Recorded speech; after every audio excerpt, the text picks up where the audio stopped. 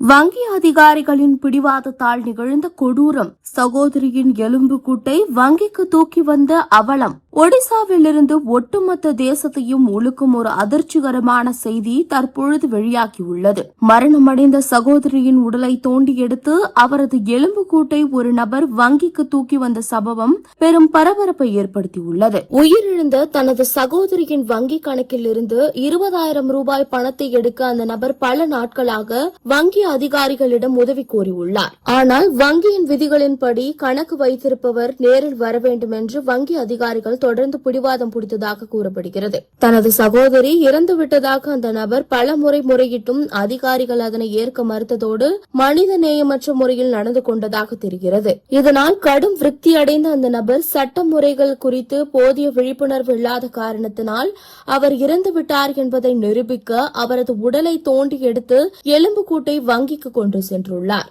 இந்த சம்பவம் சமூக வலைதளங்களில் வைரலாகி வரும் நிலையில் அரசு இயந்திரங்களிலும் வங்கி துறையிலும் நிலவும் கடுமையான நடைமுறைகளும் அடிப்படை மனித புரிதலின் தோல்வியுமே இத்தகைய ஒரு விபரீத முடிவுக்கு காரணம் என சமூக ஆர்வலர்கள் குற்றம் சாட்டி வருகின்றனர்.